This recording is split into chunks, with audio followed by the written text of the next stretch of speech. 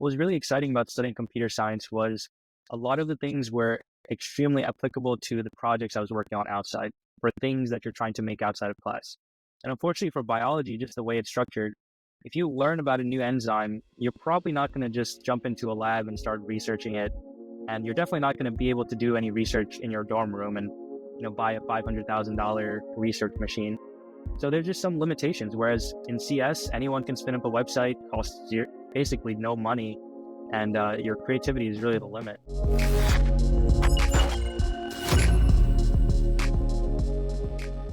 Welcome to the Physician Pharmacist podcast, a show designed to shed some light on a very unusual pathway into medicine. I'm your host, Nathan Gartland, and I'm a licensed pharmacist and current anesthesiology resident. I'm also the author of PharmD to MD and the owner of the Physician Pharmacist Company. As this podcast has grown, we've had the tremendous opportunity to broaden our scope and explore other non-traditional healthcare careers. Tune in to hear from our non-traditional experts serving at the frontier of medicine, technology, and innovation. Today, I have the pleasure of speaking with Darshan Kalola, who is a software engineer with experience at Google, YouTube, and Sloan Kettering, as well as a current fourth-year medical student at Rutgers, New Jersey Medical School. While in medical school, he published The Digital Dilemma, which features a collection of essays that explores difficult questions that have arisen around the growth of technology in the modern era. He has also taken a gap year where he obtained his Master's of Public Health from Harvard University and founded his own digital health startup, which was accepted to the Harvard Health Lab Accelerator. I'm super excited to explore more about Darshan's unique healthcare career. Let's get into it. Alrighty, Darshan, welcome to the podcast today. Super excited to have you. Thank you. Thanks a lot for having me. Excellent. Well, let's just get right into the beginning here. Can you tell us a little bit about what your life was like before going to medical school? Sure. So I'll start in high school, I suppose. When I was in high school, I think very typical of a Indian immigrant household, my parents really wanted me to become a doctor, me and my brother. Now, they weren't physicians themselves, but it's just, a common trope in the immigrant household. They want people to become doctors, engineers, lawyers, and that's something my parents really wanted me to do. Fortunately, somehow along the line, I also bought into this and really wanted to do it because I was a very independent, kind of a rebel growing up. And so I would never have gone along with it if I didn't feel called to it as myself as well. Ended up getting accepted to TCNJ NJMS's 7-year program, which, if you're not familiar, you apply to both undergrad and medical school at the same time. And provided you maintain a certain GPA and MCAT, you will get a guaranteed seat to medical school. And so, then I went to college, where I started out as biology like most of my peers, but ended up taking a computer science class that I really, really enjoyed. And then one class a semester turned to 2 classes a semester, turned to 3 classes. And suddenly I realized, okay, I was taking all of my classes were computer science classes. I might as well just switch my major. And then I got involved in a couple of internships. I took a semester off from school actually to do an internship at Google on their healthcare AI team. Back then, the AI team was 4 people on the cloud AI team, healthcare AI. I'm sure it's grown much since then. And we were trying to work on the problem of extracting medication names from clinical notes, which nowadays any 12-year-old can just go on ChatGPT and pretty much accomplish that instantaneously. But back then it was so cutting edge, and we thought we were doing some really exciting things. And then eventually went to medical school, NJMS at Rutgers. Yeah, and then the medical school story starts from there. Wow, that's fascinating. And so you started out with biology, obviously liked the content to some degree because you continued out to go to medical school afterwards, but then you shifted into a computer science background. And how did that work exactly with like the credits that you needed to obtain? Like you mentioned for the program that you were in that you needed to get a GPA and a MCAT score, but did you also have to take like the standard prerequisites as well needed to get into medical school, or were they a little more laissez-faire about it? I did. So just like any other pre-med, I had to take a certain amount of requirements. I had to suffer through orgo chem. There was no way out of it. And along with it, I just had to take my computer science classes. So nothing more in terms of biology than just the basic 1 or 2 courses that are required for medical school. Awesome. And with that in mind too, like how was it kind of splitting your brain and where you were doing half computer science and the other half biology, the fundamentals of medicine? Did you find it difficult at times, kind of like keeping a good balance between the two? To be honest, I didn't really find it very difficult. And I think that's because the pre-med requirements, they're split over 4 years. Honestly, I only ended up taking 2 biology classes the entirety of college. The rest is physics, statistics, which are, really, they're complementary to computer science as well, especially statistics. So it didn't feel too much of a split. And the other thing is, and I feel that this is the case for many people who study computer science. I did a lot of CS and software engineering on my free time, as soon as I started studying. So I was building apps, building projects and other websites, exploring by myself. And what that really meant was um, it didn't really feel as much like coursework, like drudgery. I would be pretty happy to complete my assignments. And, in computer science courses, it's really project based. They give you a project and you can kind of show off your creativity. It's challenging. It's a lot of problem solving, not as much memorization. So in that sense, I did have a lot of fun with my classes. It didn't really feel like schoolwork. But that being said, of course, orgo chem and biology, memorizing the 70 pages of elongation factor 2 or whatever the case was, that did feel a little bit drudgery. But as soon as I got back to CS, I was happy. That's awesome. And yeah, that's a good point that you brought up there, where like the content is so different in comparison to one another. Like obviously there are parallels with like, physics, statistics there and there, but when it comes to like basic biology, basic chemistry, here's this massive book of everything you need to learn and memorize and just regurgitate it on the exam as best as you can. Versus I feel like computer science is more like a playground where you have to learn the rules around that space, and then you can also build and add in different sections. Like, does that kind of resonate with you? That does. I think you said it exactly correct. And what was really exciting about studying computer science was a lot of the things were extremely applicable to the projects I was working on outside.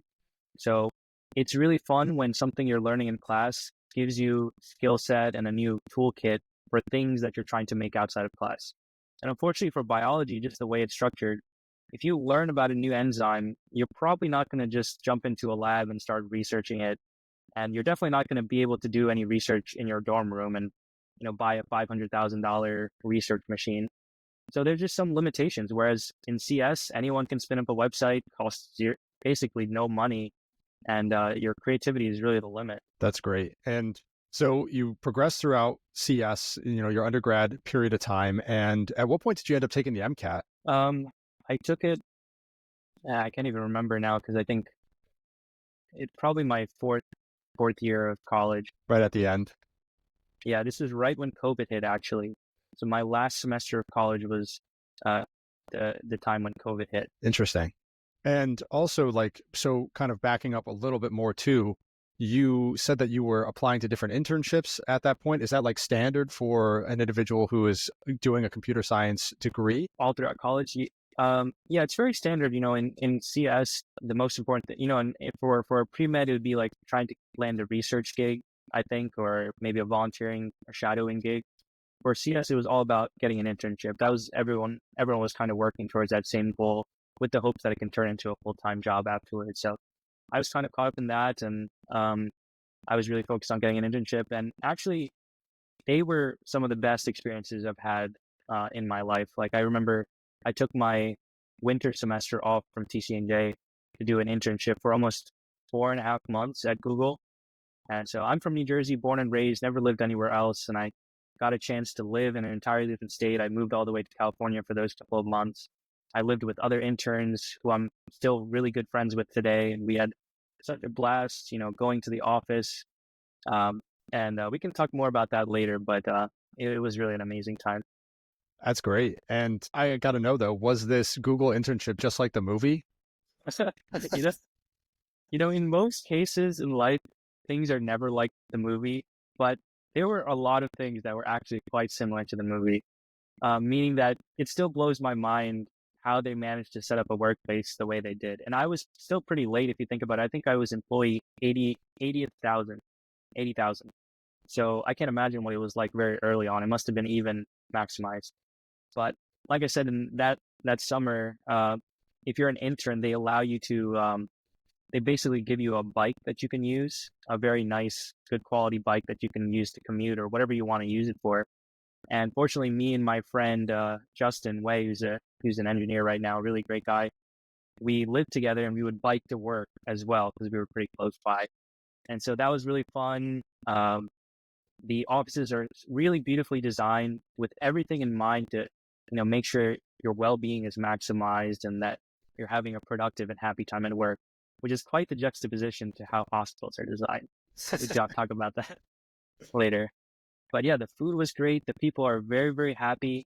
That's the other thing is if you set up a culture and environment where people really enjoy coming to work, they're extremely happy, pleasant to get along with, and uh, it's very different than I think what healthcare is like because I know that there are amazing people, very kind-hearted, fun people in healthcare too. But sometimes with all the stress, the sleep deprivation, you don't get to see that side of their personality. Whereas at Google, I feel like everyone was at their best. Yeah, that's really interesting. Maybe we should all do internships at Google. Highly recommend. Awesome. And so obviously you did internship at Google. I also saw that you had done some work at YouTube, Sloan Kettering, and then you were building apps on the side. Like what other like little side projects did you accomplish during that period of time? So I was always like tinkering, making some small project here or there. I built I think 2 iPhone apps, really small toy projects, just to get a feel of what was going on and just grow your skills even further. I also really liked hackathons at that time. And if anyone's familiar with hackathons, essentially it's a bunch of college students. They have this event, usually 48 to 36 hours. You go there. The goal is to try to build something as quick as possible as you can. And there's a bunch of other teams there. There's prizes, there's food, there's companies offering jobs and free t-shirts. It's really just a great time. And I went to a couple of those when I was in college too. It's kind of like one of those LAN parties where everyone just brings their like laptop or their desktop and then sets it up in a community space and they just like code away. Is that how it works exactly? Yeah, that's kind of how it works. Yeah. Do you like sleep on the floor or? You sleep basically anywhere. I mean, it's very uncomfortable and it seems like it's something that only college students can really get the best out of, but you sleep anywhere. You oftentimes you're not showering for like a day or two. So, I mean, there are a lot of logistical problems to it, but when you get a bunch of college kids together and enough caffeine, they can basically endure anything. Absolutely. And so after that period of time, you obviously continued down this pathway that you were on through the program that you were initiated into, and you started medical school. So what was medical school like for you, especially the first couple of years? To be quite frank, the first 2 years of medical school were pretty awful. Um, Understatement. and I always have to remember, I'm very grateful that I got in and got this opportunity to, learn and be in medical school. That being said, I wasn't a very big fan of how we had a school curriculum because, I found it very ad hoc and it was difficult to study for tests and different professors had different requirements. And of course, you didn't feel like you were learning anything clinically relevant. And essentially, all the creativity and the fun that I was used to in computer science and just building projects, building new exciting things, whatever we wanted to make, that was kind of all shut away. Instead, it was here are the answers, memorize them, and then regurgitate them. So not a very fun time for me, at least. Yeah, the first 2 years for our listeners is a very, very demanding period of time. As you know, I've said it on the podcast many times, but Darshan, were you able to like work on additional side projects at that point, like even when you had a little bit of free time, or was it like pretty much impossible for you? I did. I actually still continued to program while I was while I was in medical school. In fact, and I don't recommend this. I didn't do really well actually my first 2 years of medical school, just grade wise, because essentially I was trying to do the bare minimum. And then whatever time I had left over, I would be spending working on computer science projects or programming because it almost felt like it's like eating your vegetables first before you get to eat your dessert. And that's what medical school really felt like. Yeah, that's a great example right there. And I think it's really tough too for any like most students to kind of have outside interest because like medical school takes so much of that time and so much of that mental space that even if you do have, 20 minutes a day to work on something, like you don't even have time to build the momentum to actually get somewhere in a project that you're working on. So I definitely feel for you in that experience. And so after you had done, your first 2 years, you got into the clinical phase of medicine, just your third year for our listeners. What was that period of time like for you? Third year, I was actually much more enjoyable. um, because you're actually in the hospital, you get to do stuff. I mean, I liked it. I liked seeing all the various aspects of it. And mind you, at that time, I still wanted to be a clinician. I had a phase where I wanted to do ophthalmology. I had a phase where I wanted to do psychiatry and even surgery as well. So that was still my goal, and it was really exciting. I think that there were parts where I felt I wasn't able to do as much or not really able to contribute. And I think a lot of medical students feel this. There are some rotations where you're just standing around watching, and you know that you can make a difference. Like we all can help, even if it's something very simple. And sometimes I feel like we would want to do that. So in that sense, it felt a little bit passive, and I would love to just get into the action and do more. But it still was a good learning experience. And I always say that the especially now that I'm not going to become a clinician, what I really took away from medical school, and I felt that was so valuable, is just this all-encompassing understanding of the human experience. Like, we're thrust into moments and situations with our patients that are just these type of moments.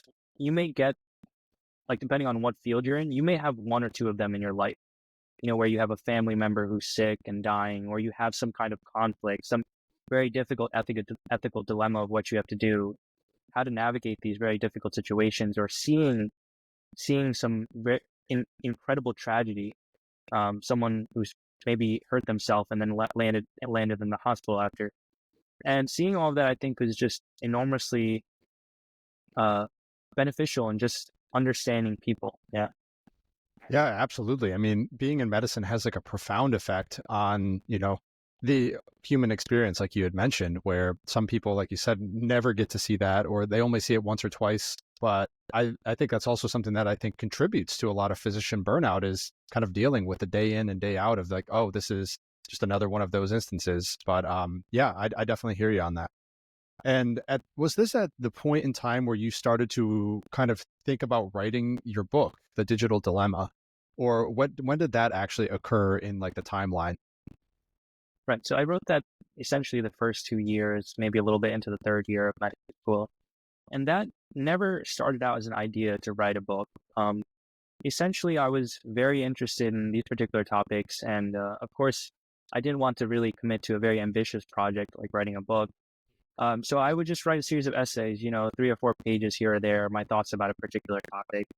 And I would write them, I would publish them on my blog, and then I would also just publish them on Reddit, like anonymously. I'd just say, these are my thoughts, and then, this is what I think. And then it was really incredible way to get other people's feedback and what people were thinking about at the time. And eventually I just realized I wrote so many essays and they all had a similar theme to them that it'd be better to just combine them and, maybe put them together in a single publication. And that's how it essentially happened.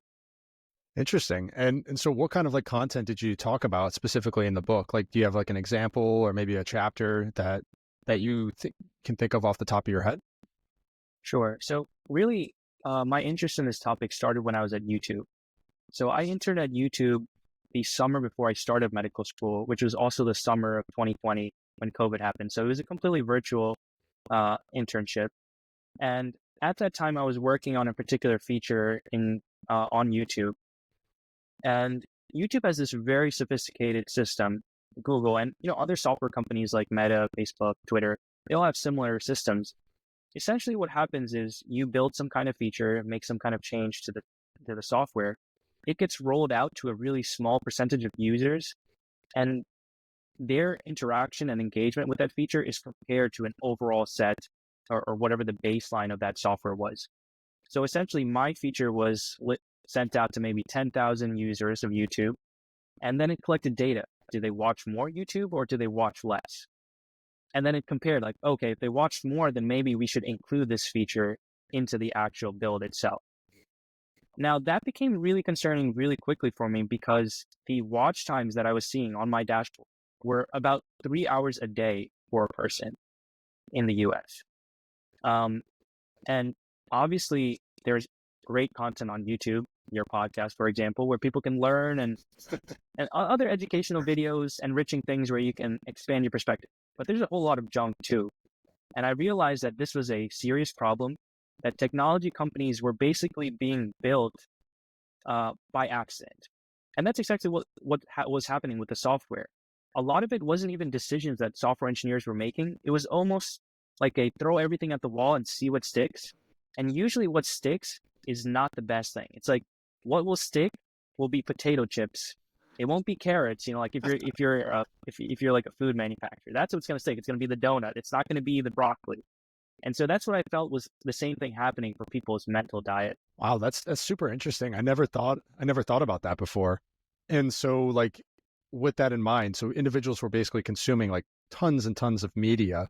And I think our reliance on technology has gotten very, very advanced in this current day and age. So, what ways do you think that, I guess, like from the essays you've written in your book, like what ways can we potentially mitigate this or kind of lead to more content like carrots sticking to the wall instead of potato chip? I would say the first thing to realize is that these platforms are really fun. They are entertaining. Like, ask anybody, no matter how disciplined or serious you are or strict, how much you have it together, they love watching TikTok. I love watching TikTok, those short videos. Like, I could be there all day. And the first thing is to recognize that this is just something that we all really like. And then the next thing to recognize is that it has damaging effects that are insidious. They're not going to happen one time. You use something for a month, it's not going to be a problem. The problem starts to happen when those hours climb to 4 hours a day for maybe 3 years of your life or 4 years of your life. Then you don't even realize the effect it's having. It's basically rewiring your brain to expect very different things and not in a positive way. And so, there's this one essay that I think was an important one in the book that I wrote. The one that I felt I really strongly resonated with was about TikTok itself and why it's so bad. And essentially, the big problem is the attention span. Essentially, what's happening is creators are spending hours to distill some kind of piece of entertainment to a couple of seconds. And that creates such an asymmetry because, if you have hours to spend to perfect every single millisecond or, to get everything right, then it's going to be extremely captivating. It's going to be extremely entertaining. And what that essentially means is that you're dulled to all the other things that you do in life.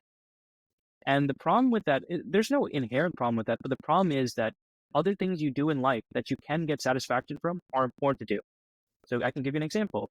Even studying for something like step 2, there's a certain amount of joy in that. Like, it may sound ridiculous, but there's a certain amount of satisfaction with doing it. It's not a lot. Believe me, everyone would rather be watching like Netflix or something, but there's some. The problem with spending all day on TikTok and then going to study is that that's going to feel even worse. Like step 2 studying is going to be even more of a drag. And that's what I think one of the big problems with TikTok and other types of social media are. So yeah, that's interesting. Do you think that a potential solution would be to like kind of cap the amount of like hours, or I'm not sure like how can we like get away from this like very like hungry mindset where, oh, I need to go see more media, more content, swipe, swipe, swipe, swipe. Like how do we detach from that? Like, do we just need to get outside more and touch some grass? Like what is your perspective on that? Yeah, I mean that's definitely a good idea. I have some pointers that I think helped me in my own life. And I have to say that this isn't prescriptive because everyone's different, their needs are different, their wants, how they want their life to be is very different. But I'll just say things that work for me. The first is to try to limit any type of media consumption where you're not just sitting down and focusing on it. So what that means is if you're sitting in the on-call room, you're waiting for the next patient, that's probably not the best time to pull up your phone and just mindlessly do it because your mind needs some time to relax, to process the day's events. Similarly, if you're waiting in line, at the grocery store, it's only going to be like 30 seconds before you get to the cashier. That's not a good time. So first, try to eliminate all things like that. Number 2, I think this is pretty important too, is try to stay away from recommendation algorithms as much as possible. Now, working at YouTube, it's very interesting to hear the statistics. Most watch time of YouTube actually comes from recommended videos. It's not people searching for, how to change my car's oil and then watching a video. Instead, it's they watched one and then they saw a bunch of others on the side and they clicked one of those. That's where most people actually spend their time. And the problem with that is essentially you're letting the algorithm dictate what you see next and what basically will be important to you. And it's human nature. When you see a very interesting thumbnail, you're going to click it. Even if you know that it's going to be a waste of time or it's not going to be good for you, it's not going to be satisfying. So that's why what I like to do is there's like this extension that I downloaded on my laptop it blocks out all the recommendations, but I have my subscriptions there. So I've vetted out people that I feel that I can get good value from, that are enriching content. Doesn't mean they all have to be educational. It could be entertaining, but I know that this is something that I really value. These are the people I value. And then I go directly to their pages and I watch their videos. I definitely could have used that extension while in med school because, yeah, I definitely fall victim to that. And it is interesting you bring up those points about like even that momentary downtime where you're sitting in a grocery store line or you're waiting for the next case. You like it's almost reflexive at this point where you pull out your phone, you just start swiping and scrolling to see like, oh, I'm on Reddit now, I'm on TikTok or whatever that may be. So yeah, I think like being more mindful of that, it definitely can have some benefit and kind of help you, I guess, re-engage with the world around you. I think we could all, if Yeah, we all did that as a community, it would be an interesting experiment to see the implications of that. right. Definitely. Cool. Well, I'm sure anyone who's interested in hearing more about that, definitely check out the book. It's called The Digital Dilemma, and it'll be linked in the show notes below. But moving on to our next topic, and I want to explore this a little bit more. So you ended up going to Harvard to get your master's of public health. So tell me a little bit more about what went into the thought process of doing that. And you went to Harvard, so like that's a big deal. How'd you get into that program? Sure. So the first question, what went into that? Um, at this time, third year, I was deciding, okay, maybe I don't want to be a clinician. And I had always wanted to either get an MPH or an MBA just because I felt that um, it would give me a better understanding of different career paths, especially since I wasn't deciding as clinician. Then I heard that a lot of students after the third year would end up taking this gap year for this MPH program. And there's actually many MPH programs designed specifically for that. And typically masters are 2 years, but for medical students, they shorten it down to an accelerated program of 1 year. So that was really appealing. It was really a quick process. This was still in the COVID era or near that. So they didn't have a GRE requirement. I didn't have to take any exams. They had letters of rec requirements, which I'd already gotten because I was preparing for residency, the match. So I just felt like, okay, I'm not really going to have to do so much extra effort. I might as well just throw my applications in there and see what comes back and then evaluate. So ended up applying to a couple of schools, got the whatever the results were after that, and fortunately got a very, very generous package, financial aid package from Harvard. And that was a big concern as well because these MPH programs are very expensive. They're about $80,000 a year, if not more than that. And that's just the tuition, but there's living expenses. And of course, if you're in medical school, you do not want to tack on to that debt. Like it's already high enough. But fortunately, they gave a very, very generous package in the sense that it was free. They gave a $0 tuition. Um, and so it just felt like the right opportunity at the time. That's awesome. And while you were at Harvard too, you ended up working with a bunch of different like startup companies. And can you tell us a little bit more about like some of those avenues that you took? And obviously in the sense that this is related to public health, I'm assuming too. Sure. So the Harvard MPH program is really amazing. The school of public health is actually near the medical school and the dental school, which is separated from the rest of the campus. They're actually 20 minutes away from each other by car. Um, but it was a really cool program and experience. The first thing I'll say is I did meet an incredible amount of interesting people, a lot of other medical students interested in alternative career paths, a lot of residents, attending physicians who were getting their MPHs. So that was really fun. Now, the startup scene at Harvard is primarily focused around iLabs, which is out of the business school there.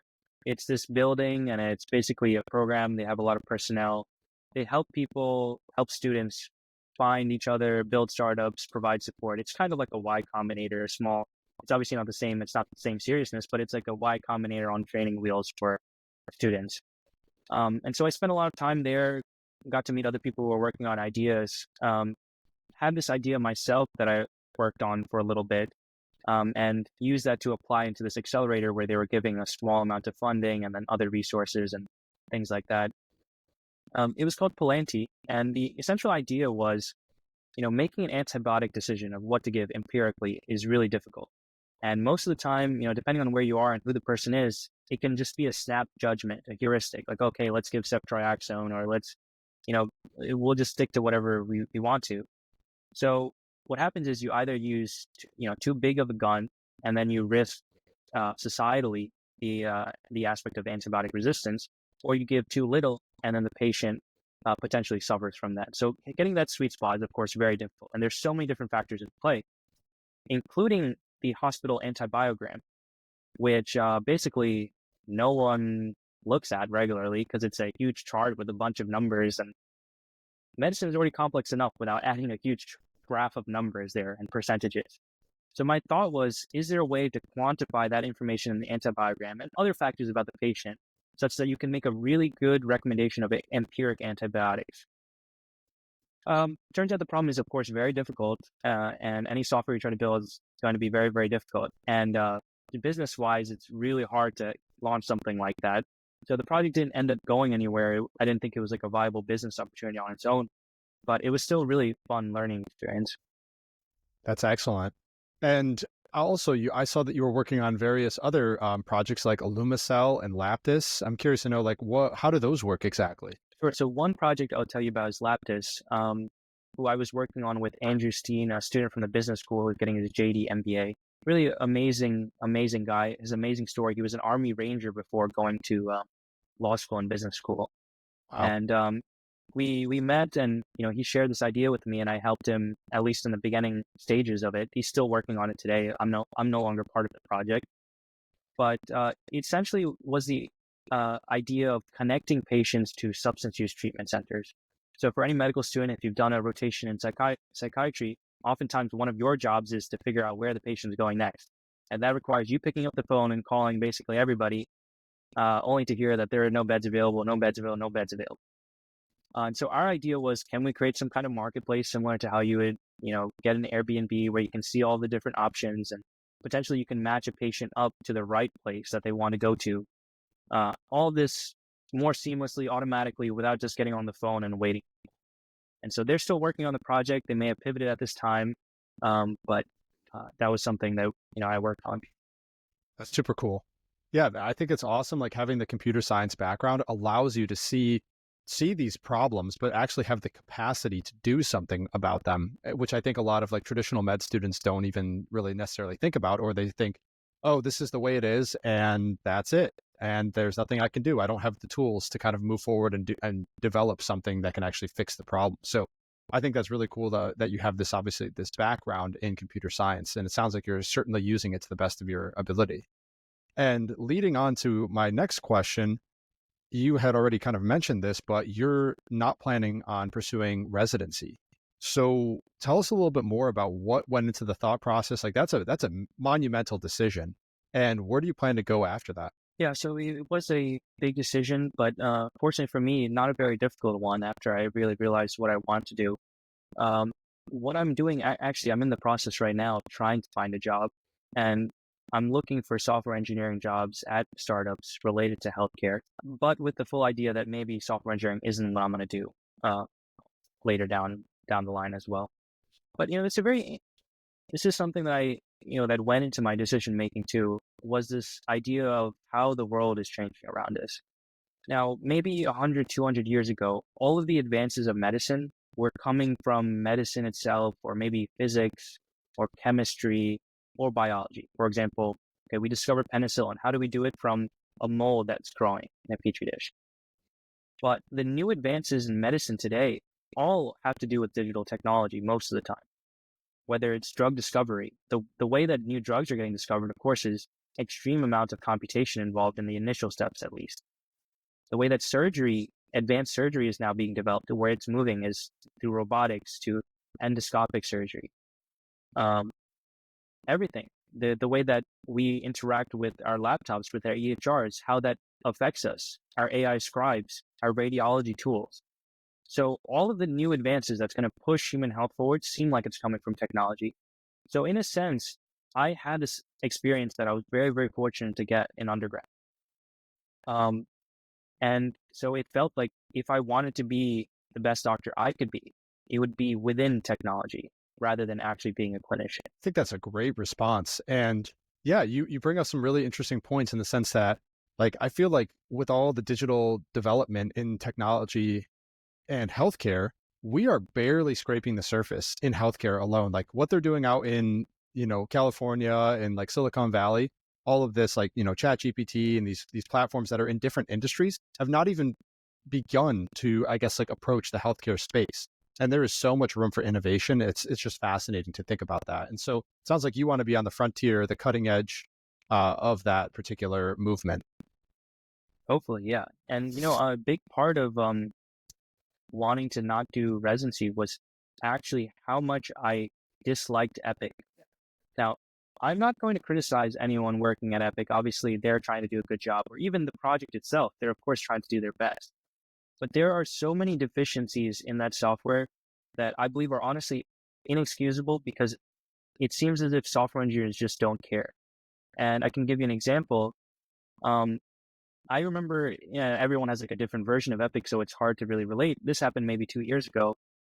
The requirements that some patient had for their labs, how it's highlighted red if it's out of the particular normal boundary so that you can see it and address it. Well, it was for a pediatric patient, and those values, those upper bounds weren't even adjusted to the children. It was like still the adult upper bound so that it looked normal, but it was just in red. It wasn't red. It wasn't marked as abnormal. Now, this to me seems like an engineering choice that can happen in a day or a week and have a significant impact on how patient care is actually delivered. It's not a big change, but it's important. And those details I feel just don't get sweated at all in Epic or any of the other EHRs. And so that's one of my big things I hope I can work on in the future. Yeah, that's really cool. And especially like Epic is supposed to be like touted as the best, EMR available on the market right now. And it's interesting to hear your take where there's like, obviously there's a million different imperfections and ways that it could be improved. And this is as far as we've gotten with like the way that to develop things. And it almost seems like with these software engineers, it might be that they've already built the foundation. It's too big to shift the foundation and move the building or recode things. And so they just kind of let things, go as they are. Is that like kind of how it works exactly? Or do you think like it's too big of a project? Or perhaps maybe they're just they don't have the clinical connection that they need. They don't have the background in medicine to understand like why that would be clinically relevant. I think you nailed it, actually. Some of the things you mentioned, one of them being that they've built a foundation. Epic is built on an extremely old technology stack, and it's very difficult to migrate to a new one. So what that means is that developers are working with older technologies that don't benefit from all the advances we've had in building software. I believe mumps is one of the languages they use, and intersystems. Now, they're changing over time and adapting to a new tech stack, but it's going to take a while, especially for that core hospital software. The other thing is their business is so powerful, not because of the quality of their product, but because of just the nature of healthcare business itself. Selling to a hospital, it's like these are billion-dollar deals. There's incredibly high switching costs. No hospital wants to switch once they have it. And the other thing is, the more of Epic products you have, the better your system will work. Like, our hospital, University Hospital in New York, is recently adding some billing module from Epic as well. And the reason is because it integrates with all the rest of our system. So it's not as if we can go find some other billing module that might be better because it just wouldn't integrate the same way. So they developed an incredibly strong moat. It's incredibly defensible, but I think it will break down. And I actually think that right now is the time where it will break down, because just the way things are moving, it seems like the price of software is going lower and lower because of AI tools and leverage. So what that means is I think that there'll be companies that can rapidly create a version of Epic or an EHR. It's a complex piece of software, but it's still not rocket software. It's still relatively CRUD in the same, like create, read, update, destroy. Those are the kind of the 4 operations you need. They'll create that really quickly and just win on a better product. Because eventually people will just, there's so much that the EHR can do to assist clinicians to be better doctors, but we haven't scratched the surface yet. And someone I think will disrupt that. Well, I look forward to that day, and perhaps maybe you'll be leading the charge on that. So I'm excited. I did want to mention one other thing. I felt, even with all this talk about technology, it's important that I had to get this off my chest. Of course. My experience in medical school, especially the 3rd and 4th years, made me realize, and I'm sure many other medical students and healthcare providers realize this, is that most of human health has very little to do with medicine. And what I mean by that is most of the people in the hospital are now there because of different lifestyle factors and choices that it's not about blaming people, but these are modifiable risk factors they could change. And, of course, everyone is talking about this. It's extremely discussed nowadays, but simply the fact of obesity, of metabolic disease, these things have such an insidious effect. And you see that when you're in the hospital. We had a patient recently who had a very, very bad osteomyelitis of the left foot, a young patient, 28 years old. The thing that I found really curious about this was when I asked her, okay, what do you understand about the role of diabetes in your infection? She said, I didn't know. No one really took the time to properly explain it to her, or if they did, she forgot it and no one reminded her of it. So essentially what we operate a lot of times in the hospital is as if people are just getting diseases randomly, as if there's some random distribution of people who will unfortunately get left foot osteomyelitis. And that's just the sad fact of life, and we'll have to give them IV antibiotics. But that isn't the case. And with all this talk about technology and improving things, improving drug discovery, the core thing I think we can start doing with technology is focusing on the modifiable risk factors. And those things seem like they can't be affected by technology, but they can. And one thing I think would be a really incredible and exciting project for all of humanity is to get healthy food down to a lower and lower cost. If there was some way to get it down to a cost of zero, or even it's cheaper than the unhealthy food that's out there, I think that would be a huge and valuable asset to the entire healthcare system. I think that's a really good point too that you brought up there. And I think the future is bright for sure, and there's only room to grow. Definitely well said. Alrighty. So we've gotten to the end of our interview today, and I'd like to get to our famous 3 questions. And these are the same 3 questions we ask every single individual who's on the podcast. And so we'll start out with number 1. How do you maintain some semblance of a work-life balance in your demanding profession? Great question.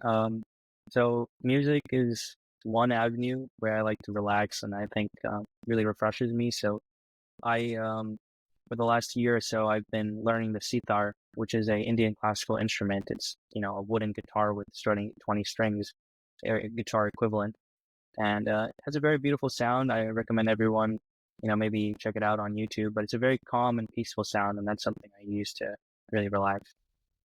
Definitely gets you back to that creative aspect that I think medicine sometimes takes away from you. So that's great that you have that outlet. All right. Question number 2. Do you have any last minute recommendations to students or graduates who are interested in having a similar career as your own? It's difficult to say because a lot of what happened to me, and first of all, I haven't even started my career. Technically, I haven't even had a job yet. And a lot of it happened by accident. But what I would say, and what I've just tried to follow my ethos, we'll see how well it turns out, is focus on the task in front of you and just try to do the best job you can at that particular task. The world is really uncertain. It's constantly changing. You don't know what kind of job you'll be doing 20 years from now. In fact, the jobs will be entirely different 20 years from now. What you can focus on is trying to develop skills, develop yourself, your character, and do a good job on whatever is in front of you. Excellent words of wisdom there. All right. And question number 3, what are your personal, professional, or business-oriented goals that you would like to accomplish yourself in the next 5 to 10 years? Well, I'd like to get a job, first of all, a good job. Keep my goals very limited, keep my expectations low. But yeah, I'd like to get a good job, something that I think is actually world positive, that's making a difference, and then really work hard on it. And in the future, I do want to potentially start my own project or work on something very, very early stage and hopefully build that from there. Sounds great. Well, I'm looking forward to it as well. So we've come to the end of our interview today, and I'd like to thank all of our listeners for the support. If you have any last-minute questions about the medical school journey, pharmacy practice, or entrepreneurial topics, check out my website at www.physicianpharmacist.com. Before we let you go, Darshan, how can our listeners get in touch with you or learn more about you? You can go to my website, darshankalola.com, and my email is there. So if you want to send an email or get in touch through LinkedIn, then that'd be a good place. But yeah, I just really appreciate it, Nathan. Thanks for inviting me to this podcast and giving me the chance to share some of my thoughts. And I think you do an incredible job actually asking questions and listening. So it's been a pleasure. Well, thank you very much. And I really do appreciate your time. Also, if you're listening to this, definitely check out his website because you can tell he's definitely a programmer. It is a beautiful website. Oh, thank you. Alrighty. Well, have a good one and take care.